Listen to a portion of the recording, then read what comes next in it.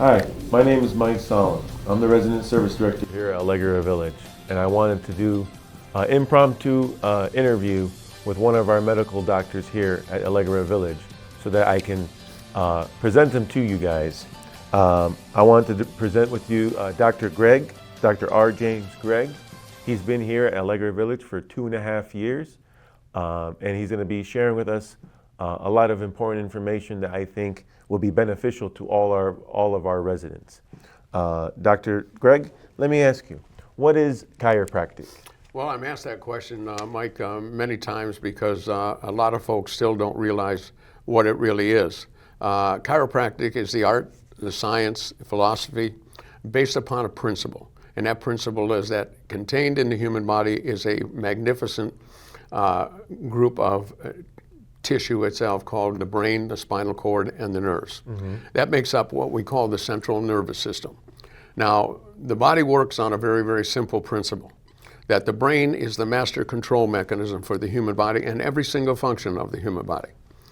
The brain itself interacts with the body through what we call the spinal cord and the spinal nerves that come out into the rest of the body. What happens to so many people today, and they don't realize this, that the lifestyle that we live, especially today, is very, very, the activity levels, I should say, are tremendous. People are moving a lot.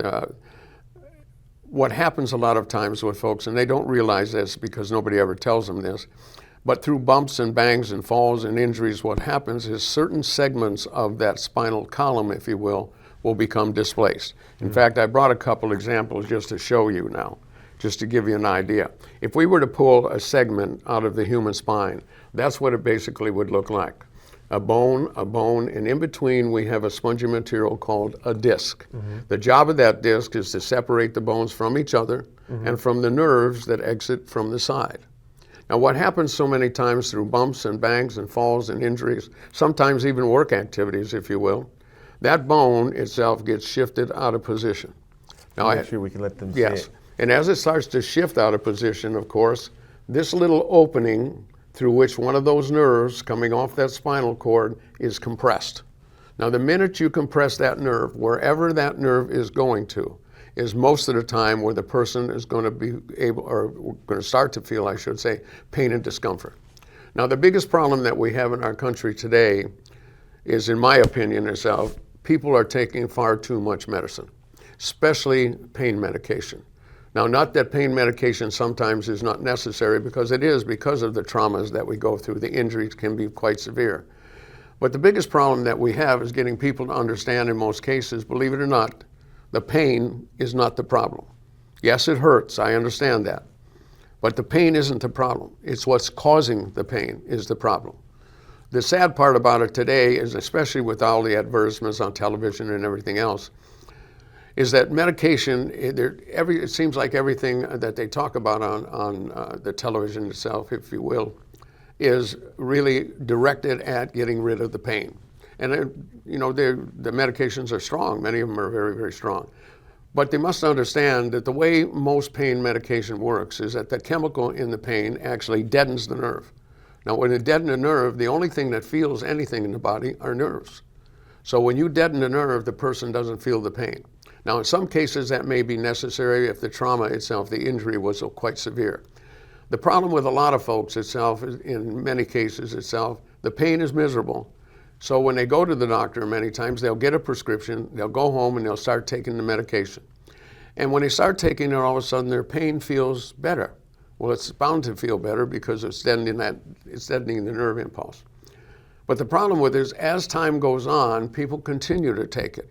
And as they continue to take it, the body gets used to it, and now the pain is getting worse.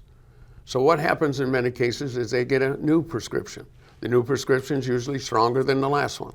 And it goes on and on and on through many, many occurrences, if you will, of this problem that they're having, this pain issue that they're having. The medication continues to get stronger until pretty soon one day it just doesn't seem to work anymore. And in many cases, that directs the person really toward a surgical procedure. Now, could that be avoided? Yes, it can be avoided. In many cases, it can be avoided. And how do you do that? Well, very simply, when this segment, as I pointed to you, is actually displaced, what happens is that bone blocks that nerve. Now, the minute it blocks that nerve, wherever that nerve is going to is usually where I should say, the problem starts to be felt by the patient. And the first indication usually is pain. What happens is, if that continues on, as I said, and the blockage remains, the medication has to get stronger until eventually, as I said, it just doesn't work anymore. Now, if we were to take a segment that has been damaged, if the audience could actually see this, let me try to hold them like this. This would actually be a normal segment of the human spine. We've got a bone, we've got a disc, which separates the bones from each other and from the nerve. Here you can see that disc material is almost gone. So when that bone is out of position and we continue wears on that disc, the main job of that disc is to separate the bones and to keep the pressure away from the nerve. Well, now what's happening is, and this is why the pain usually gets worse, as time goes on and this continues to wear, that space gets smaller and smaller and smaller, which means the actual pressure on the nerve is significantly increased. Can we show that like this? Yes. So that way they have a good And as view? it does increase, of course, that bulging part, if you will, is the disc that people have heard so much about. So as the pressure is coming down because of this wearing, that bulging, if you will, eventually gets to the point where that begins to compress the nerve. So now we have a nerve that's compressed partially because of the bone, and another part of the nerve is compressed because of the disc. Now, what do you do with something like that?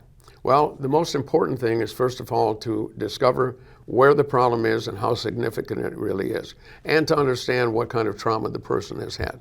Once we understand that, we have a special piece of equipment that we use.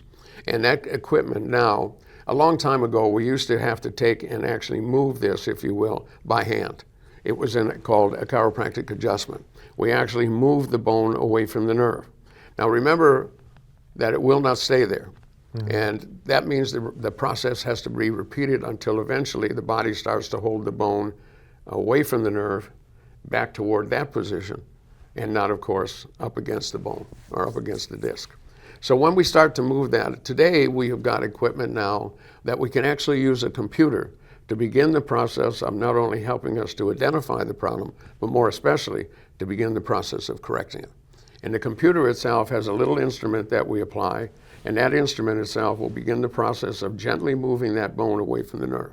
There's no pain involved, there's no pressure involved. Most people, sometimes when you first do it, they think you didn't do anything because it's so easy. Nice. But as you repeat the process very, very simply, and that pressure starts to come off that nerve, all of a sudden a lot of the pain and discomfort that they had begins to go away. And then that would probably help them with their mobility. Tremendously. And this is what happens. You see today, I see it so much. I see so many people today that are using walkers and they're using canes and they're using all kinds of equipment to get around. And it saddens my heart because I know darn well there's a lot that can be done to help them, a tremendous amount. Now, thank goodness that we do have some of those appliances to help them move around. But the biggest thing is to get the person to fully understand that there are some simple things that they can do, simple things that they perhaps have been doing, but not doing it correctly. If you show them how to do certain things that makes them feel better, it's going to be a heck of a lot better for them. Well, that's great that you say that. That's a good segment because I think what we're going to be doing with Dr. Greg is next Thursday, March 13th, in the Edison Room. Dr. Greg will be bringing some, you said you're going to bring some materials with you? Yes, I'll actually bring one of the computers with us. And we'll actually be able to run what we call a scan. Mm-hmm. The person will be actually able to see it for themselves. They'll see exactly where the problem is. They'll see exactly the severity of the problem. Wow, that's amazing. So if for those that want to attend, we welcome all residents to please attend. Again, it's Thursday, March 13th at 2 p.m. in the Edison Room so that you can kind of meet with Dr. Greg and he can perform that computer on you and they'll be able to see their Yes, they will. That day, right? Absolutely. You'll be right able there, right, instantly. Perfect. You'll be able to see it right then and there. And then any other questions that you may have that's pertaining to you and the pain that you may be having, Dr. Greg will be more than happy to help you on that day. Also, you are at the medical center. Yes. Every Thursday, he gets there 1 o'clock. at 1 p.m. until he finishes at the medical center. Yes, correct. It's perfect. Perfect. Well, I will appreciate you guys for tuning in. For those of you that may have missed the initial start of the program, we'll have it on Odyssey under the CTV videos, so that way you can get any information that has been missed. And I really do want to thank you, Dr. Grick, for allowing me to kind of bring you in here to kind of meet with the residents and kind of showcase what we can do for them and all the advantages that we have here in the medical center and at Allegra Village. It's a great help. Well, we want to thank you, Mike, and we want to thank Allegra, obviously, for giving us the opportunity and the chance to explain some things that help the community tremendously. Too many people are hurting, and they don't need to be hurting. No, I appreciate that. And who knows, if you guys come, maybe Dr. Craig can give me an adjustment too. Lord knows I need it on my back. Yes, I will. Thank you so much, Dr. My Craig. I pleasure, appreciate Mike. it. Thank you. Thank you guys for tuning in. Hope to see you guys next Thursday, March 13th, 2 p.m. at the Edison Room. Thank you, and have a great day. Thank you.